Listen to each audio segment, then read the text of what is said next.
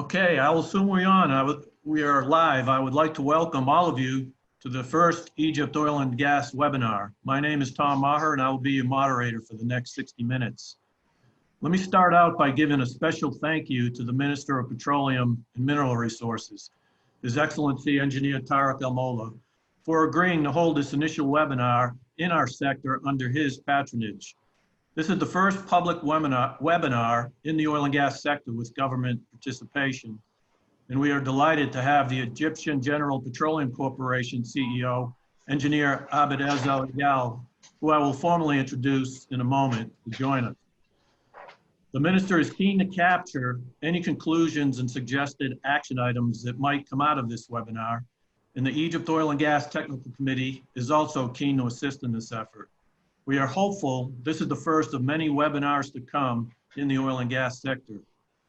I would also like to thank the team at Egypt Oil and Gas and my friends Mohammed Fouad and Ayman Radi for organizing this event, the Egypt Oil and Gas Technical Committee for preparing the event agenda, and Wintershall is the event's lead sponsor.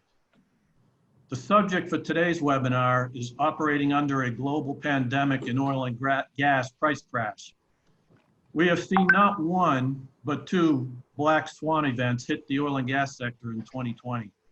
This webinar will be an open discussion between our four distinguished panelists concerning this subject, facilitated by the agenda and questions provided by the Egypt Oil and Gas Technical Committee. We also plan to allow a few questions from the audience in the closing 10 minutes that you can submit at any time using the message function at the bottom of your Zoom screen. When submitting a question, please provide your name, affiliation, and email address for the EOG Technical Committee to follow up. Shortly after we kick off the Q&A, you will see a poll on your Zoom screen listing 3 multiple choice questions concerning the pandemic and price crash that we encourage you to complete. Egypt Oil and Gas will tally the results and share them on your Zoom screen at various times during this webinar. Now it gives me great pleasure to introduce our 4 panelists. Engineer Abed Regal has been the Chief Executive Officer of the Egyptian General Petroleum Corporation since March 2017. Previous to his appointment to lead EGPC, he was Vice Chairman at EGAS and led some of the biggest joint venture operating companies in Egypt, having been Chairman and General Manager of both GUPCO and BAPETCO. Engineer Abed has been a big supporter and past member of the Egypt Oil and Gas Technical Committee and is currently an honorary member. Dr. Nicolas Katcharov is an engineer with a doctorate in physics. He wears 2 different hats at Edison Exploration and Production. First is a Senior Vice President, Operations North Africa and Middle East, and second is General Manager for Egypt since January 2017. Nicolas is also CEO, Chairman of Edison Egypt Energy Services in Cairo. He is a board member of Abu Qir Petroleum, Edison International Finis, and Edison Egypt Energy Services Limited. Nicolas has over 25 years of international experience in the energy sector, projects development, and management. Sameh Sabry is an engineer and a holder of an MBA degree. Since he joined Wintershall in 2008, Mr. Sabry has assumed various positions in Egypt. Latest was assuming the role of Deputy General Manager in 2018. Sameh has previously the General Manager of RWE DEA's business in Algeria in 2017 and 18, where he managed the start of a production from DEA's first gas project in Algeria. Sameh has 19 years of international experience in the oil and gas industry in North Africa and Europe. And lastly, Colby arrived in Egypt in 2019 and currently serves as Vice President for Halliburton with responsibilities over Egypt and Libya. Colby has over 19 years of international experience in oil and gas industry with management roles in the MENA and Asia Pacific regions in the last 6 years. Now let us start hearing from our 4 panelists. Engineer Abed, let us start with you. Our first question is, what do you see as the government's role in supporting the sector amid COVID-19? So, first of all, I'd like to thank you for your introduction, but I would like first to clarify that the government represented by the Minister of Petroleum working with EGPC and other sector entities as one entity. So we have a common strategy and policy based on the continuous discussion and agreement. I think we have worked together to reveal some clear instructions for all companies. Among them is to reduce the workforce, rotating employees at field production sites to shift in production at the same, and to keep the production at the same level. I think also, if you are talking about the government itself, I think the government have made some decision during this period as well to reduce the gasoline and gas oil price in the local market, maintain the power necessary for production in all fields and in the process and in refineries. And we are working together to follow the status and to make sure that we are strictly adhere to the instruction regarding the social distancing and the precautions towarding this pandemic. Also, the government have reduced the price for the fuel for industry to help all the value chain. And this was reflected also in competition and have a great impact on the consumer by the end of the day. Thank you, Engineer Abed. Next question, let's move to Sameh. How is Wintershall managing its E&P activities in light of the current market crisis here in Egypt? Thank you, Tom. First of all, thank you for inviting me to be a panelist in this discussion. Secondly, it's indeed a big crisis facing the whole industry. With two, we call it the perfect storm. One angle, we are facing the challenges of COVID-19, with of course concerns on people, all the severe precautionary measures to protect them, but as well with the logistical challenges facing execution of projects, limited resources in those very challenging times. But from the other side, we are also facing those, the biggest or the largest decline and drop in commodity prices facing our industry in recent times. And in Wintershall, we have managed this situation so far very efficiently by putting two clear priorities. Number one, utmost is people. People always comes first. We have taken all the precautionary measures to reduce exposure for our people, to protect them. We have activated all the related emergency response measures, including, of course, encouraging people as much as possible to work from home, reducing staff in operations and in fields, as well as other measures like social distancing, banning business travels and the likes. But the second priority, or an equal priority as well, is to continue business continuity to be maintained. And for that, we have managed so far to maintain our production level globally, but also in Egypt on very stable levels, as well as we have managed to, in spite of all the challenges and the logistical obstacles, to maintain good progress of our projects globally and in Egypt. This applies to our project with BP in West Nile Delta, Raven, as well as our projects in the Souk and Gulf of Suez. Moreover, I have to say that we are actually actively working now to prepare for exploring again in Egypt. We are preparing for 5 to 7 well drilling campaign in East Damanhur block, which was just granted to us in February, and we look forward to honor our commitment there. So all in all, in spite of the crisis, we have not allowed ourselves in Wintershall to take any excuses. We are here to deliver, and we are honoring our commitments. But while saying this, of course, people is a priority, definitely. And we try to achieve this without increasing the risk of exposure for our people and make sure that we have all the protective measures for them. Thank you, Sam. I think we can all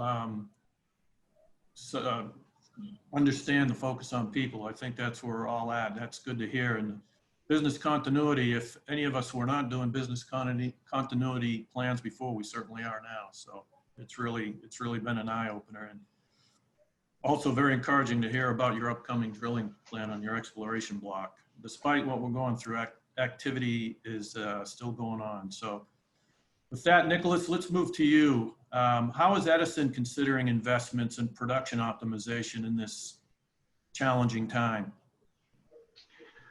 Thank you, Tom, and thank you to the organizers for inviting me to such a very, very reputed assembly.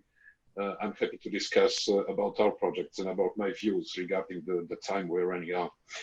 Edison is currently producing around 50 million barrels equivalent, out of which yearly, out of which less than 10% liquid hydrocarbons. So our strategy has been always focused on natural gas, and will continue developing exclusively our gas production capacity, especially in Egypt, which is on top of our priority countries. So just like Sameh told it, we care in this moment first about our people, but here the question concerning me is a little bit different. I understand how we optimize investments, how we arrange production optimization in order to pass through this current period. So in the present conditions, it's sure that it's necessary to arbitrate between some activities and projects. We will focus mainly productive investments where the time to market is faster, but we'll be also very carefully screening to catch strategic exploration opportunities with gas potential for preparing our growth in the future. With respect to developments, we privilege projects having synergies and revalorizing existing assets and positions, maximizing the reservoir strategies and extending their respective lifetime at a minimum cost, which is giving more competitiveness. This will compensate the natural production decline and create new opportunities for near-field exploration. Edison is currently proceeding with the new concessions, 2 new concessions, North Kitchener, Northern area, with proven reserves, which will be connected physically to existing Abu Qir infrastructures. Near-field exploration will also give a possibility to reach some deeper gas targets. This is in our plans in the coming 3 to 5 years. Always within the same principle of optimizing costs by connecting existing infrastructures. In terms of immediate industrial cost reduction, we took a huge series of measures. And the surprise for us is that by reducing, somehow by optimizing the organization in this critical moment, we reach exceptional operating results. For example, we organized the work increasing the duration of shifts for our offshore personnel from 1 to 2 weeks. This new organization delivered a positive result in terms of production downtime, which was divided by 10 compared to the budget expectations since the beginning of the year. In addition to the helicopter transportation, substantial cost reductions, and we also replaced some helicopters with less expensive marine vessels. So in the pandemic situation, workforce was selected carefully based on medical history and specific skills. The current active physical presence is in the range of 35% in our factories and in our positions, but the reduction of this reduction will be progressively reduced to reach 50% in the coming days. This alone, well, the remote working alone delivered a substantial cost reduction in terms of fuel consumption and logistics. So the remote activities and massive use of digital tools for conferencing and training required a review and upgrade of our IT infrastructure. So we made investments in the reorganizations in order to provide all the digital tools allowing people to work from home and to work from distance.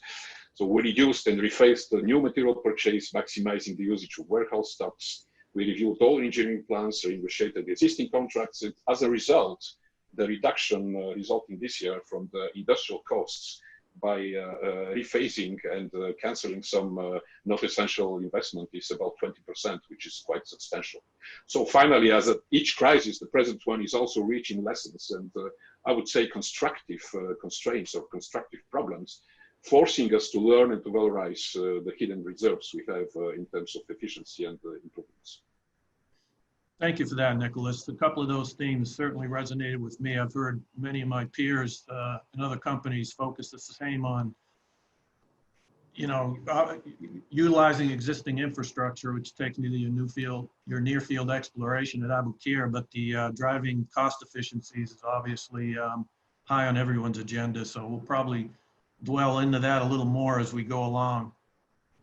Colby, from the service sector side, how has Halliburton in Egypt been affected by these two black swan events in 2020? Hey, Tom. Sure. Thanks. And appreciate the question, and just kind of want to echo what the other panelists have said. It's an honor to be here on this esteemed panel, and especially thank to EOG as well as the ministry for having this. This is a good opportunity to share a lot of these different challenges we have. I see this in a couple different ways. From a business perspective, we have been affected the same as everyone else with less activity. We've seen challenges with the current activity where we see intermittent shutdowns in the operations. Obviously, a lot of that is due to positive COVID cases or whatever that happens out in the operations side.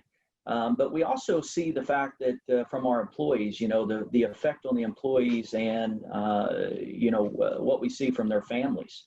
I think a lot of times, Sameh had mentioned this earlier, people is one of the most important things. And what's really brought to light during this pandemic has been the idea of really reaching through the employee to their families and seeing how that affects them.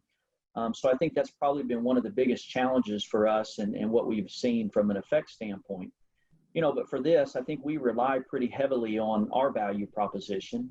We collaborate with our customers. We collaborate with the ministry in times like this. We also collaborate very well with the employees, and I've actually seen this improve quite a bit. One positive thing that we've seen from this is we've been able to further refine cost. Nicolas, you were talking about the fact of how do we reduce cost. Every downturn that we've seen, including the one in 2014, we've had to get pretty lean, especially as a service company.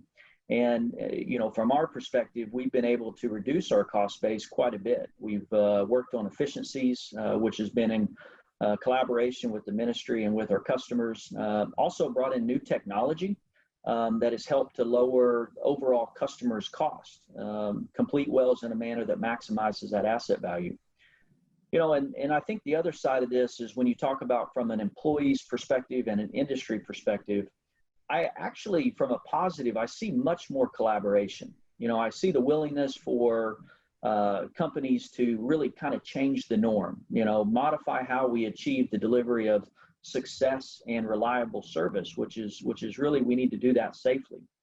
And I think the last thing here is very important to note that not only, from a Halliburton perspective, I think Egypt has learned to cope well with this pandemic. And I think that they've been able to work pretty effectively without many interruptions, at least less than what I expected. So that's how we see the effect from it. Thank you, Colby. I appreciate that. I know on the service side, I was a bit sympathetic to, it seemed like it was just a few years ago, and it was, where we were going through the similar type of exercises, driving down costs, maximizing efficiencies. And here we are with the need to do it again 3 or 4 years later.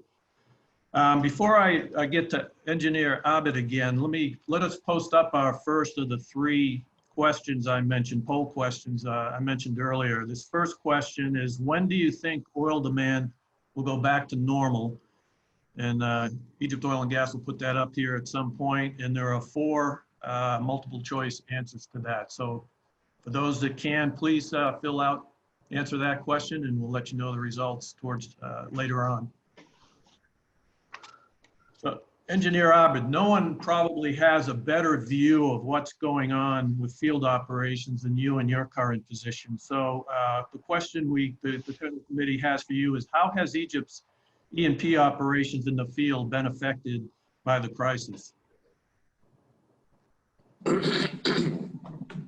Certainly, the international companies will be affected by this pandemic but to how far there is difference between company and other. And certainly all the IOCs working in Egypt have declared some cut in their investment worldwide. Our role in Egypt is to make it a very limited range, and there is a continuous negotiation with our partner, and I can tell you that up till now there is no severe effect on exploration and production for the time being.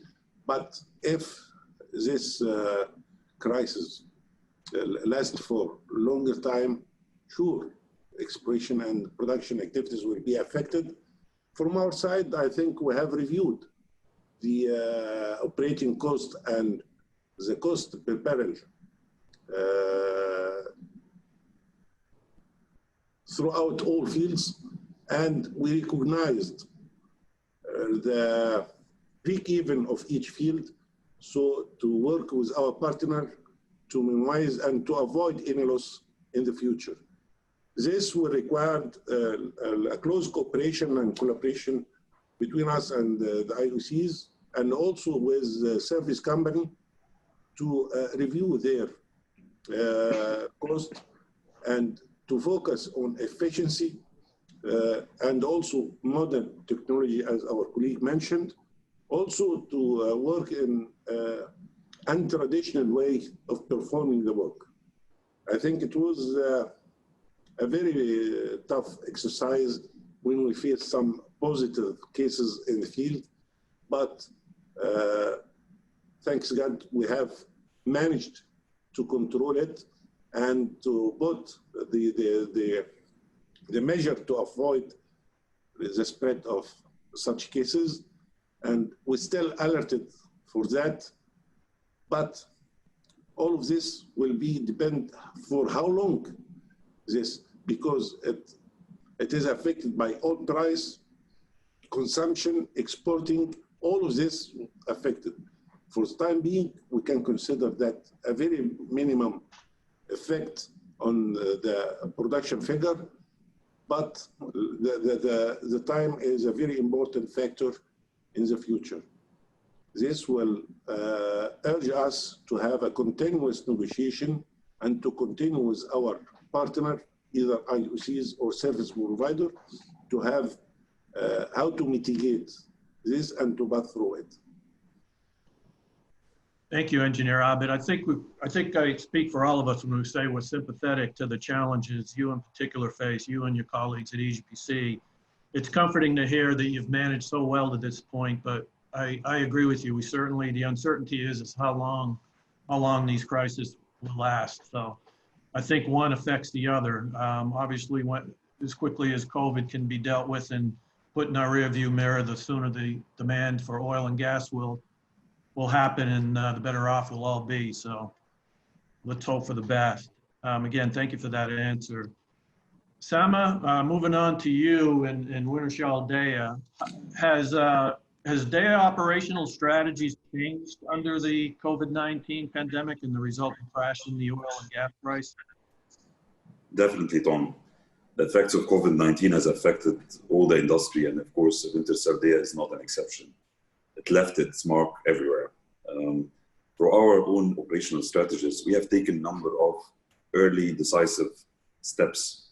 As said by Nicolas and as well by Colby, we have taken steps to reduce our budget. We have reduced our capital investments by around 30%, the budget for operational expenditures 10%, and reduced as well our exploration budget by 20%. This is globally. Locally, as said before, we have managed, thanks to the support of EGPC, to maintain the level of production and the timely execution of the projects.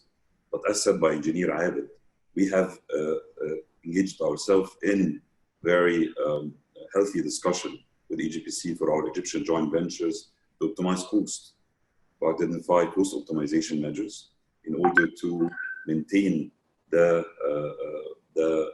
production levels and as well as the activities level. And when saying that we apply cost optimizations, this is easily said than done, because when you do it, we try to carefully assess the optimization measures and to strike this balance between number of elements. First one is, of course, is the immediate need to reduce cost. given the liquidity challenge and the budget restrictions. But from another angle, we are trying to maintain our opportunity and our operational readiness to capture value once the market returns back to the norm, and not to cripple ourselves by short-term measures. And above all, all those cost optimization measures, we are very keen not to be on the expense of health and safety and environment, as well as asset integrity. In our operations, we are proud to say that in spite of this crisis, we have continued to invest heavily in asset integrity projects. For example, in our legacy fields and operations in Gulf of Suez with the Suku, we are currently investing heavily in, for an example, the wastewater treatment units in order to comply with the environmental regulations of the Egyptian law.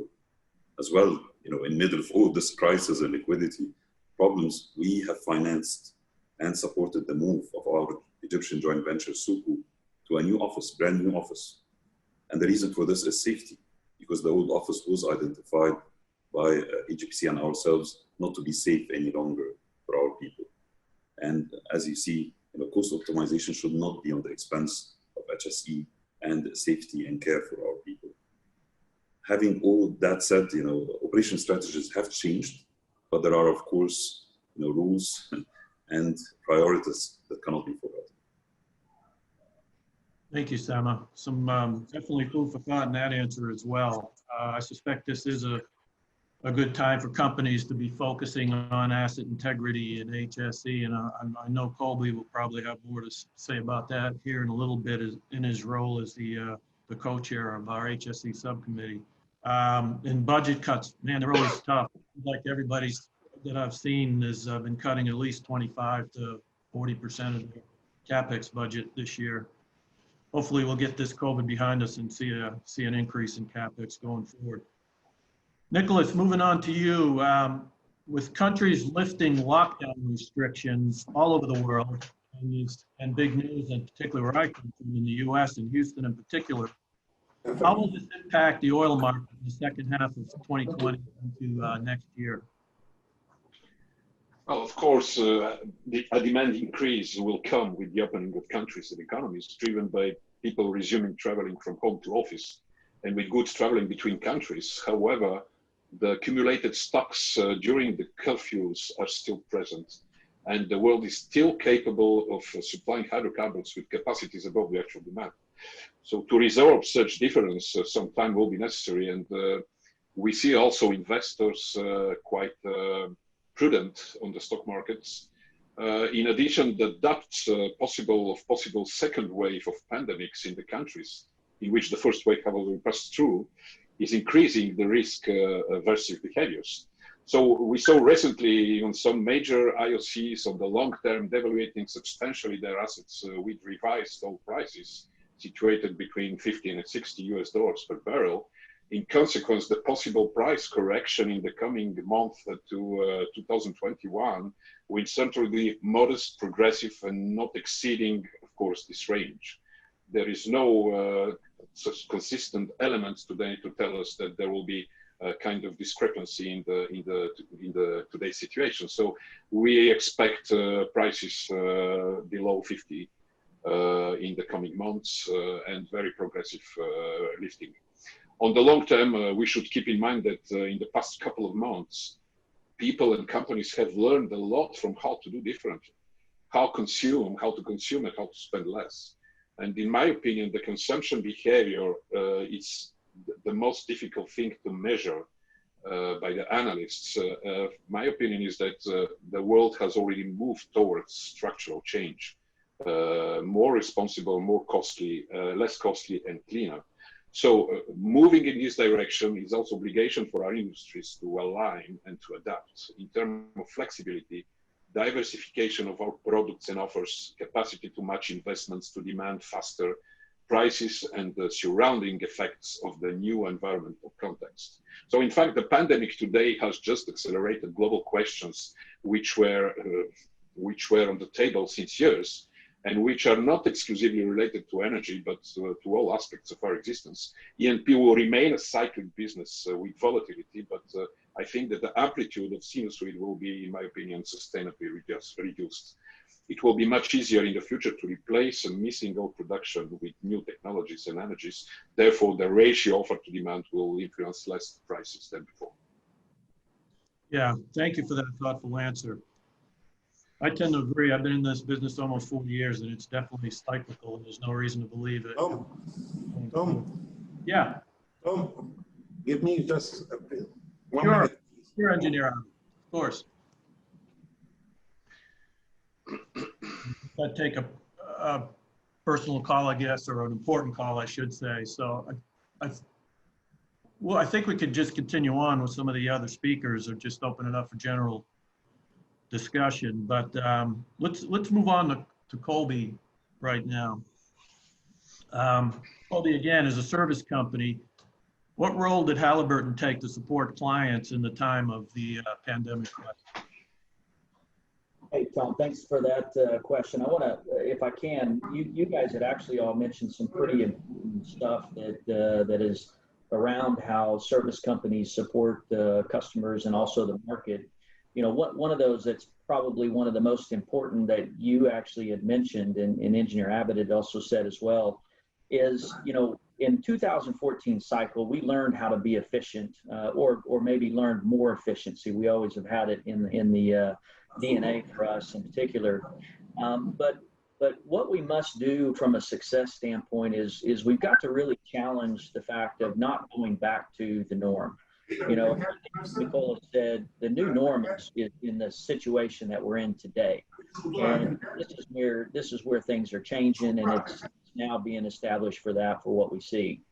You know, but I really see this in really two different parts, and I think we've done a good job in Egypt to do that.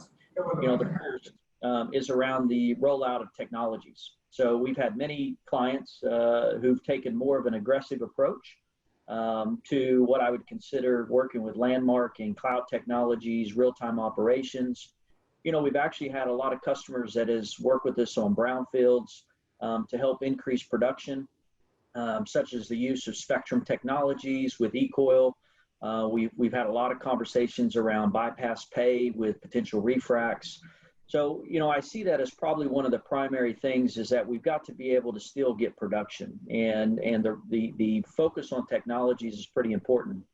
You know, the second one is around collaboration, and collaboration, not necessarily just within how we work with each other, but how we keep the focus on HSE. As you had mentioned earlier, you know, a lot of focus in Egypt on HSE, and rightfully so. You know, Halliburton, for example, was, you know, I feel like we were one of the first ones to really adopt an effective plan to continue working, not only in our offices, but our shops and also the field, where we have not had any interruptions with supporting activity while maintaining social distances and preventive measures. You know, we all must work together to make sure that we limit the virus from spreading, and I think it's effective on how we communicate that. Now, in relation to the EOG technical committee, the HSE subcommittee, you know, this to me is very important because we have really worked well with the ministry. We worked well with the other companies and customers working, whether it's onshore, land, Western Desert, as well as the ministry throughout their work across different sectors. And then other service companies alike. It's been a very cohesive response. You know, a couple of things we've done is we've created the COVID-19 response plan, which has been very effective, and probably the most impressive one that I've seen for those who've been around Ramadan. You know, in a very effective Ramadan campaign. You know, for the first time, Ramadan has had to consider a pandemic like COVID.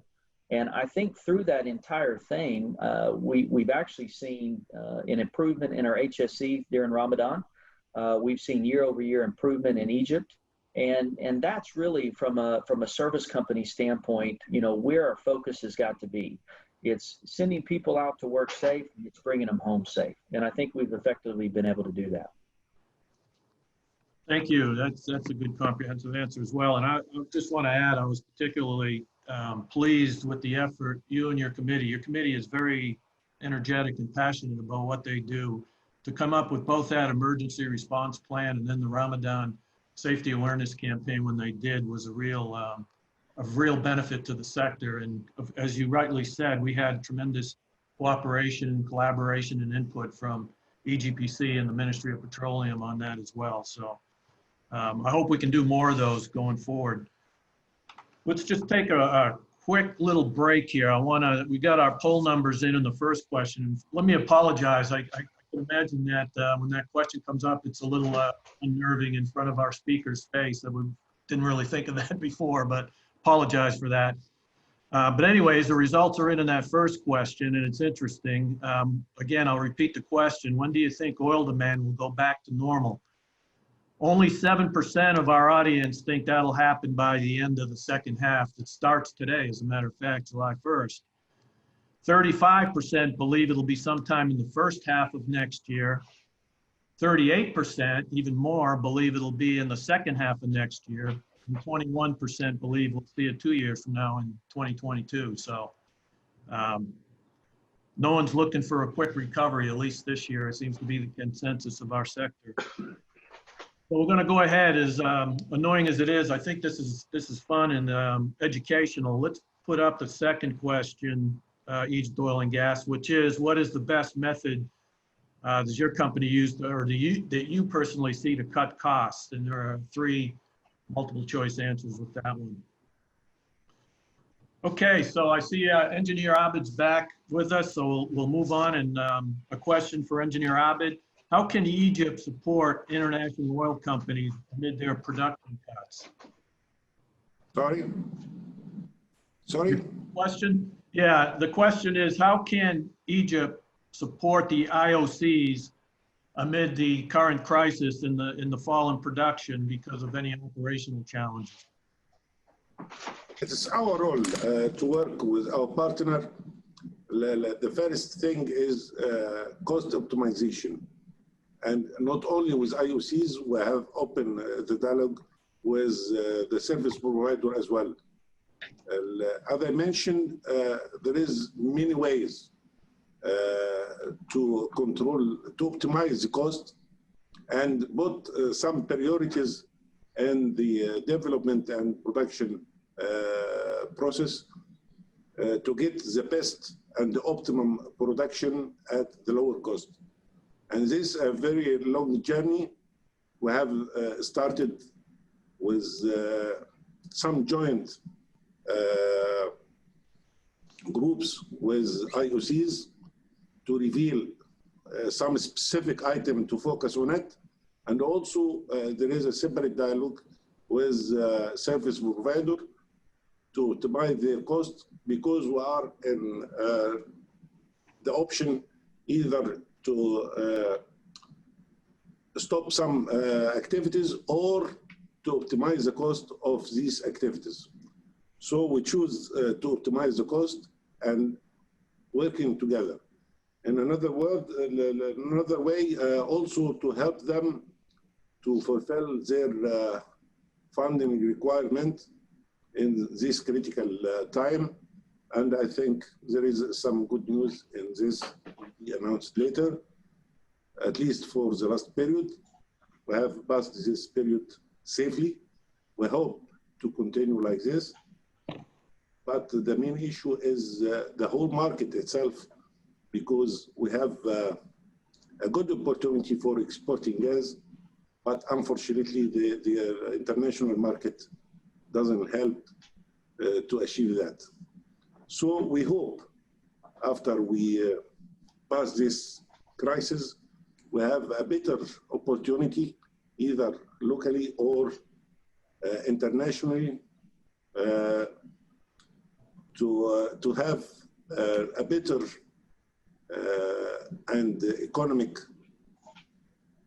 process for either development or exploration to continue on the current level of activities. Thank you, Engineer Abed. I look forward to hearing about the further announcement on the work program and budgets that you referred to earlier. couple other comments. Cost optimization that you brought up first certainly is a big issue. This question up on the screen now deals a bit with that. And as I mentioned in the opening comments, the plan is to do more of these webinars. So that might be a subject of a future webinar coming up, where we can get the different companies, IOCs and joint venture companies, sharing best practices on how to optimize costs. It's not a secret. We have signed some document in this regard to proceed with one company, and the other maybe within a couple of days. Excellent. So these are new IOCs coming into the country, you mean, to do? IOC and service provider coming with untraditional way of brownfield as well, while sharing this, and maybe you have good news in this regard in the next meeting as well. Excellent. Something to look forward to. And then the other comment I was going to make as you were speaking, we tend to focus on the oil price crash, but gas price, even though in Egypt it's pretty much a fixed price, gas prices globally have really cratered as well, and it's causing a lot of pain, and certainly the US and other producers like Australia, higher cost producers. But that may be, again, a subject for a future webinar. So let's move on. Sameh, question for you. How do you think the current crisis will affect the field development in Egypt? Thank you, Tom, for this question. First of all, let me thank the Minister of Petroleum, EGPC, and EGAS for all the early and very important measures and decisions taken to protect the safety of our people in fields and in our oil and gas industry in general. Secondly, you know, it's very obvious and it's very known. Egypt was really on a very good path before the crisis. I would even say Egypt was like booming in the oil and gas industry before the crisis. And the challenge is after and during the crisis is to maintain the same level of activities. Given all what we have said, you know, Nicolas said it, Colby and myself, all the companies have reduced their budgets and they have limitations when it comes to liquidity, available funds, and accordingly, this will have impact on field development and projects. In Egypt, as said by Engineer Abed, the impact is not yet significant, but nevertheless, it's a question of time, as mentioned by him. So we should not be naive and expect that the field development will continue on the same level in Egypt and elsewhere in the world. There will be delays because of budget restrictions, because of logistical challenges given the COVID-19 measures taken. And the challenge now is to help the IOCs and the IOCs in cooperation with EGPC and EGAS to find the right balance and to make sure that we cater for some buffer in budgets for capital investments.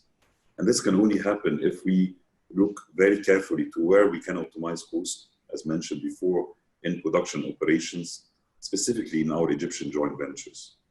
There are opportunities of further optimizations definitely there.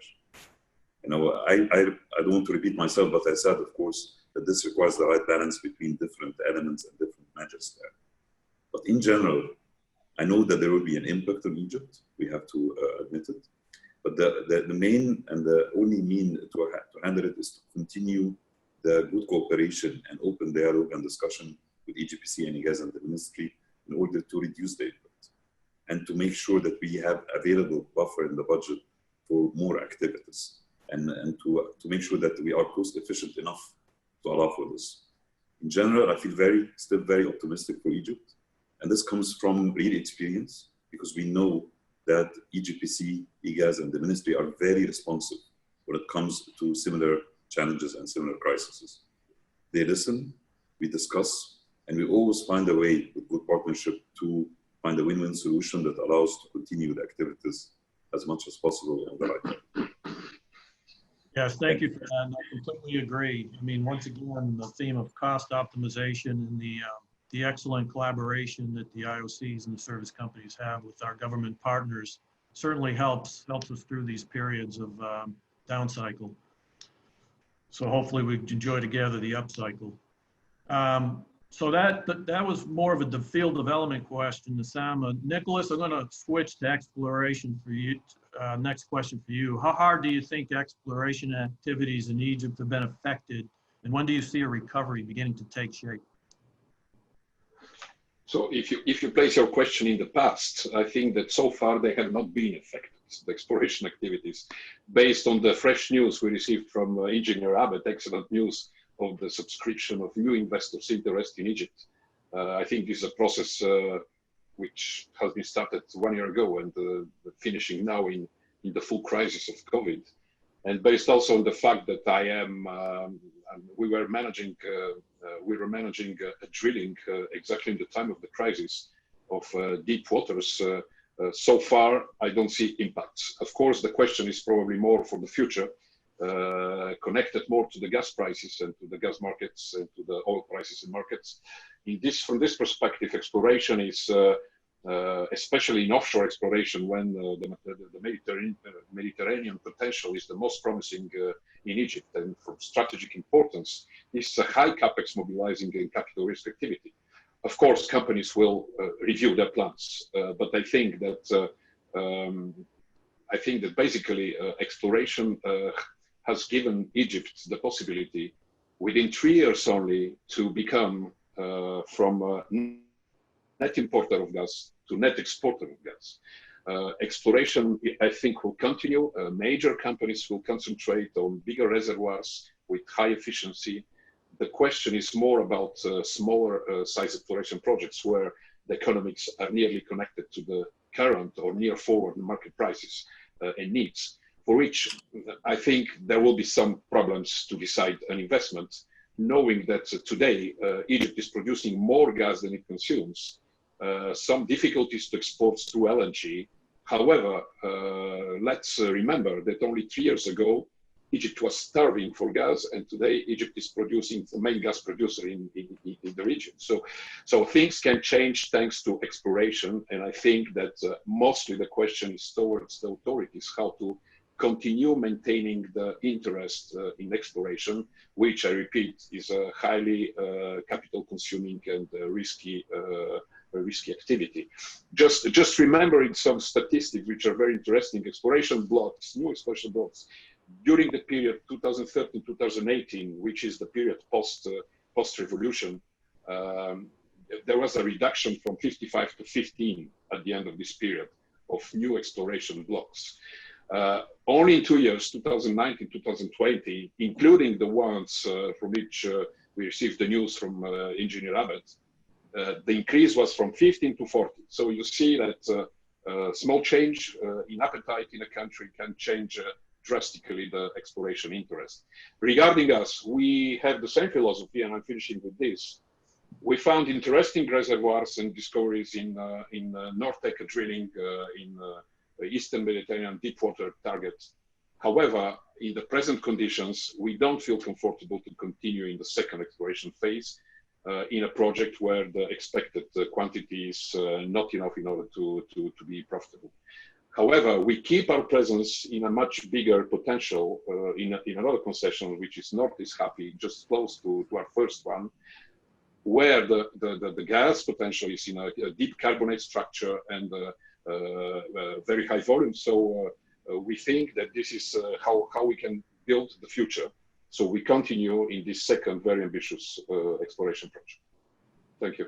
Thank you, and that's encouraging. I knew there were a couple of high-profile wells drilled out there earlier this year, or late last year, but didn't realize those results. So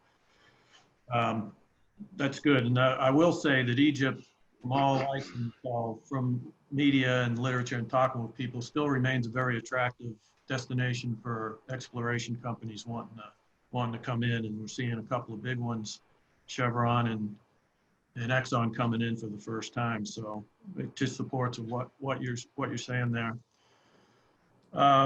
So let's move on to Colby. Colby, question for you.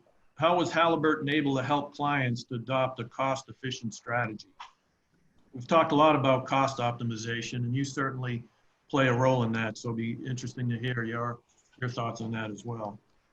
I would agree with the other panelists. You know, one of the focus here is about making a fundamental strategic change on, you know, how we as a service company deliver wells, and agree with Engineer Abed. There's lots of exciting changes coming down the pipeline. We've had better conversations with customers today about new ways of doing business that is not about the lowest unit cost. It's more about the total overall cost of a well and how do we reduce that? How do we get more barrels? Cost efficiency is definitely one part, but more production is another that kind of helps us balance out that equation. I think it's become even more important over these last couple of cycles because we've definitely seen the lower for longer. We've seen the slower recovery. We've seen it affect us all. And I'm pretty proud of Halliburton and their reaction time and collaboration with the customers and the ministry around this. We definitely want a couple of things we see customers adopting more efficient drilling systems such as like iCruise or our Mars system, which is better drilling efficiencies at reduced overall cost. We see the need for operators who had spent days with challenge and lost circulation, working closer with Baroid, for example, for Barrellock, which is a new technology for LCM. Helps to get us in a more stable position and get back to drilling the well. And the other part that I think has been really interesting is we've seen this with a recent customer in the Gulf of Suez with our wireline and perforating, where they are utilizing relay, digital slickline. It's a much smaller footprint.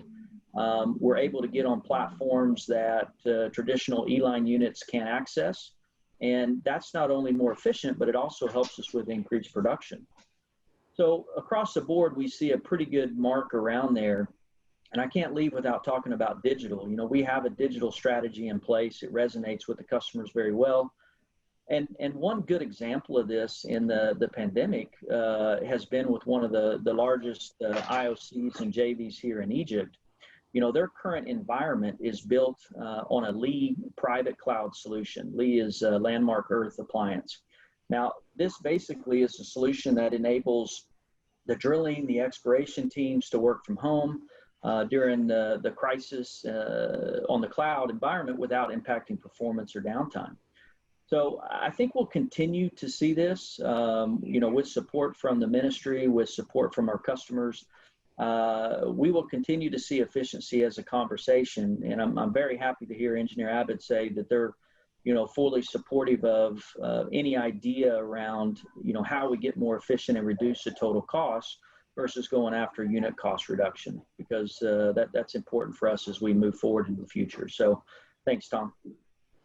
Good answer, and I that's a theme that always resonates with me. It's not, you shouldn't be focused just on the cost aspect, but what's underneath that equation.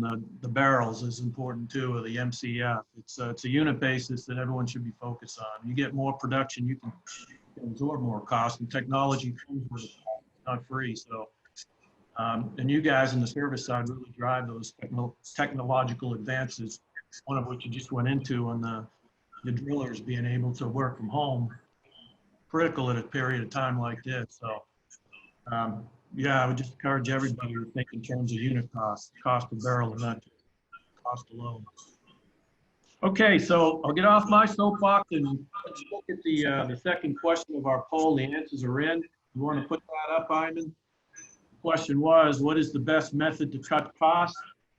Interesting. CapEx 47%, OpEx 47%, dead even, with human capital costs just a lowly 6%. So, I tend to understand and agree with that result from our audience. So we'll put up our last question. See, we've only got about 5 to 10 more minutes. We're going to wrap up here soon. I think at this point we're going to turn it over to ask some audience participants and ask some audience questions.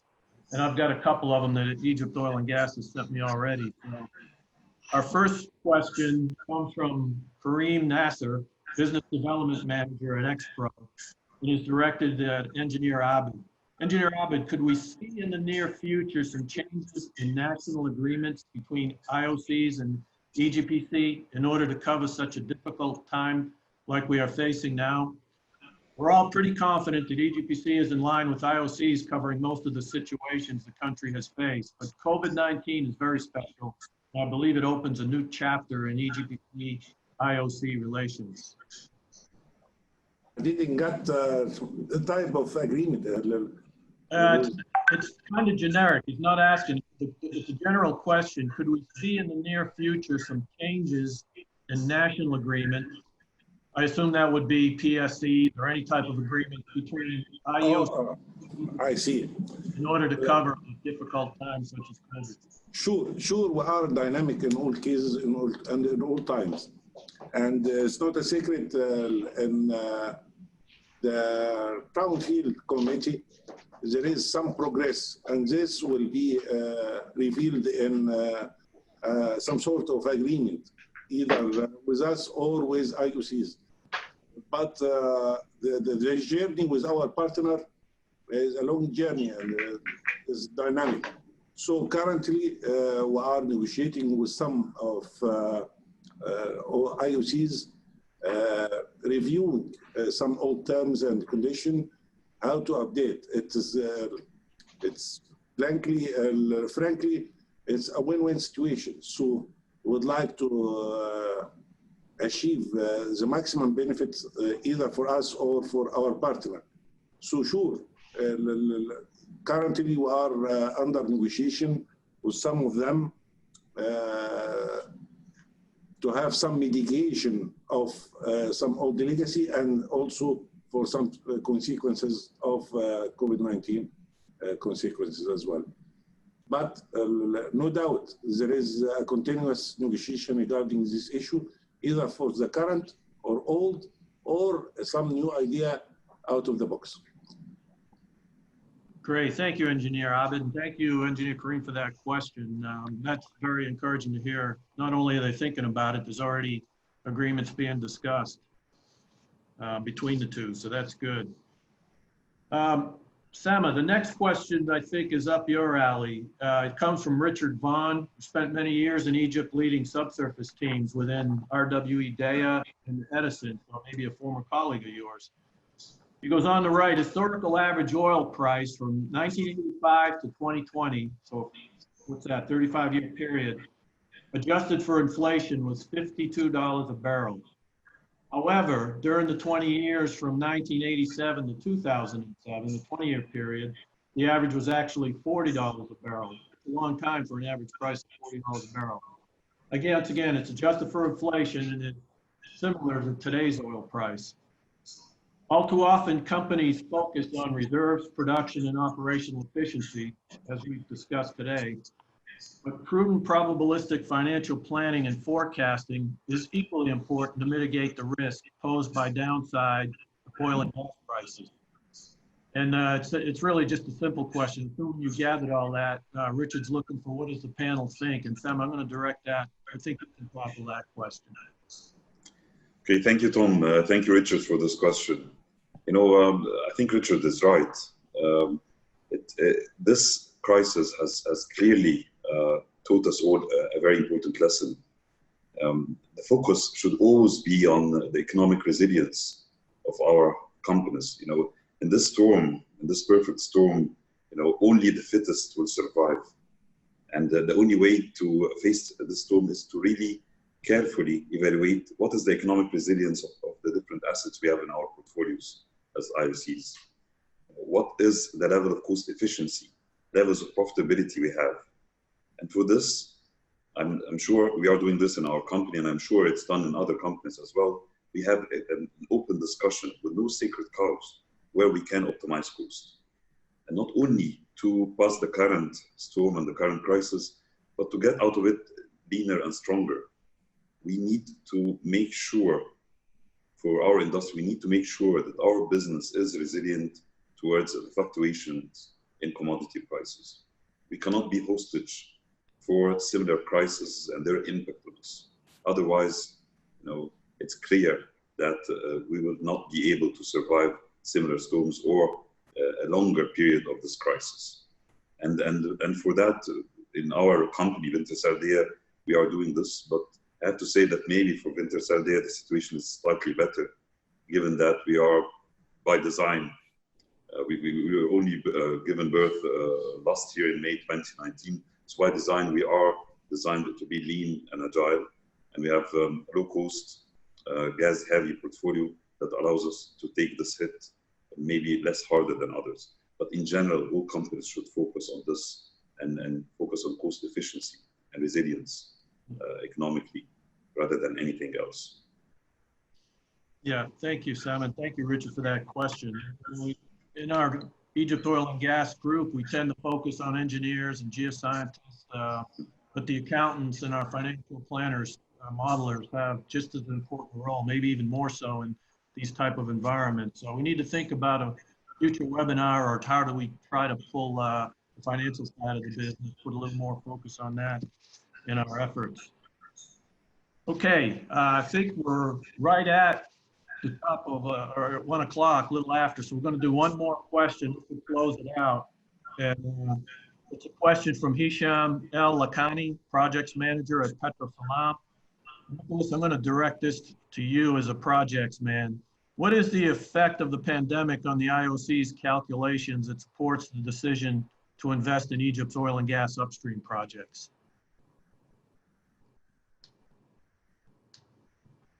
To who is the question? Yeah, what is the effect of the pandemic or COVID-19 on the IOC's calculations that supports the decision to invest in Egypt's oil and gas upstream projects? Yeah. So if the question is to me, I can give some elements of answer. I think that as any project in any country has to be reviewed when you have a crash or perfect storm. So if we're talking about punctual projects, of course, all existing projects on the table, which are still not decided, will be reviewed with the parameters, concrete parameters of the projects. I think that Egypt is providing extremely stable, comprehensive way of doing. And this is how we explain also the less success of Egypt within the last 2 years. The second point is that for me, the pandemic, probably I'm repeating myself, the pandemic is not, it's a perfect storm, of course, but will be temporary storm. I think that we have to address more structural problems than only what is the level of the price today, because the price will be volatile and will be fluctuating. So we have to prepare for lower than the past prices with less amplitudes, as I told you before. But for me, what is more important structurally for the long term is the integration of the E&P business with the reality of the local markets. We have to be able to provide gas molecule in order to provide the customers, the end customers, with the most efficient commodity. And coming back to Egypt, I think that this has been started already 2016, 2017 with the change of the legal frame of the power and gas markets. The markets have been liberalized. The missing step after, even if there were some talks about how to modify the production sharing mechanism in the E&P sector, allowing oil and gas companies to own and to sell the market that produced gas, is still not a reality for understandable reasons. And especially after what Engineer Abed told, now some subsidies have been continued because of the special situation of the perfect storm. So it's not probably the right moment, but I think Egypt should continue opening the market for integration of the gas and oil business to the end customers, because this is the way to give more interest to investors with a huge size market like Egypt of more than 100 million inhabitants with very dynamic economy. So on the short term, I think that we are evaluating project as always before. It's not different, and Egypt is a privileged place for us to invest. On the second point, on the long term, I think that there are structural progress to be put in place and to continue as it was started already by the Egyptian government. With the push, always very useful and very ambitious from the Minister of Petroleum and Natural Resources, in order to continue opening the market and to accelerate the competition until the end customer. This is my answer to the question. Thank you, Nicolas. Sorry if I caught you a bit by surprise on that one. I said it was the last question, but it's not, because I'm getting feedback from the audience. I want to hear from Engineer Abed one more time. And Engineer Abed, you've got the last word. And the question is, because a lot of people are curious, they just would like to know, how does the modernization project cater to the ever-changing needs and demands of this new challenge that we find ourselves in? So it's really an update on modernization project and how you see it, how it relates to the challenges in the current environment. I think as we predict when we have the initiative of the modernization program, that it focus on oil areas, which is the main issue of the worldwide for the time being. For example, we started with, if we go through the pillars of the modernization program, so for upstream, I think this meeting is focusing on how we deal with IOCs and how we deal to increase production, to maintain activities, to attract the investor from IOC.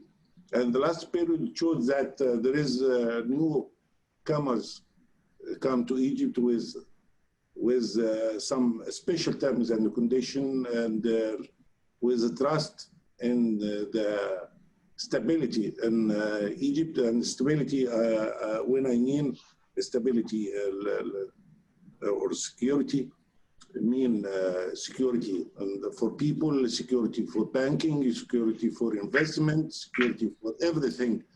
And all of this are achieved in Egypt for the time being. So newcomers came and awarded and reflected the new era of mindset, that we are open to discuss anything, and we are attracting these big companies, and we are not just talking about that. This is for the first pillar, and the second, there is a continuous amendment for the existing agreement. Some of them have been approved, some of them in the process, some of them is still in the negotiation, and it will be announced in the proper time. The second is for the refinery. I think we have proceed as planned or even better, and there is upgrading. There is many projects which would reflected in the last period to fulfill the majority of the demands of the local demand, and I think some of the products reached almost to reach the fulfill of the local demand, and there is a very fixed schedule for such projects. Some of them affected by the Corona crisis, and some of them are still on the track. But in all cases, there is some good news in this area as well. The main issue is the human being in the sector, and I think there is in the middle management there is a very big potential under the follow-up of His Excellency, and soon they will be assigned for a very critical position. And the critical one also regarding the digitalization and enterprise, ERP, and either in EGBC or in refinery. It's a very big project to link all the value chain of the oil sector together. My dream is to link it from downhole wells and up to the client. Currently, we are linked from all fields to the EGBC, and in the future, we're going to extend from wells to EGBC, and after that to the refinery, transportation, distribution. All of them will be linked together to EGBC. This will help the decision maker to take the proper decision in the proper time, in no time. We will get the very accurate and real-time data at once. And I think the big project of ERP for the refinery is a very challenging one and going on track. Also, the ERP for the joint venture is working on track. All of them came in the proper time if we minimize the manpower, so we can be linked either from office or from home. We can operate and follow up the very fine details on daily basis. I think there is more clarification. This will cover, but this crisis proved that the urgent need for digitalization and the distancing during this. So all operation running over the last period in a very smooth way. Communication between us and our partner working in as smooth as before as well. And we continue without any effect up to now. We would like to have it ended and it will not be returned as before, but we are in a better shape to continue like this. Thank you, Engineer Abed. That was a very comprehensive answer, and I think it's evident to all of us that the modernization program lives on and in fact is getting stronger. You're moving forward. Those are very important projects.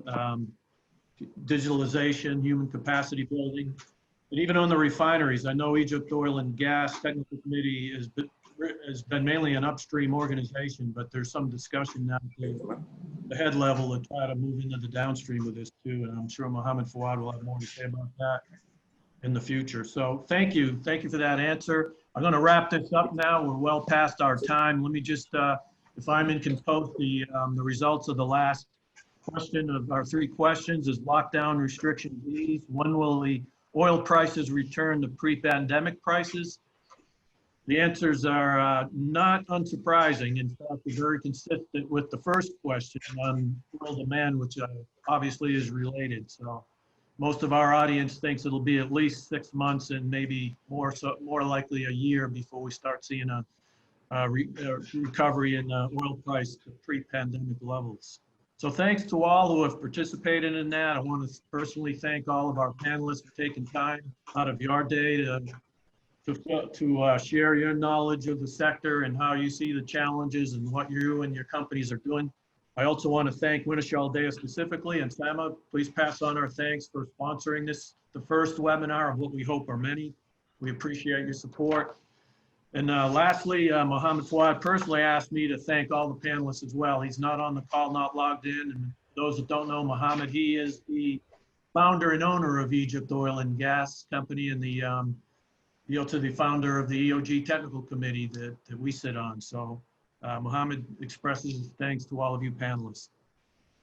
So with that, I think we'll say goodbye. Everyone have a good day. Stay safe, stay socially distanced, and watch out for others. Everybody take care. This ends the session. Thank you, Ayman. Thank you. Thank you, Tom, for the brilliant mediation. Thank you. Thank you very much.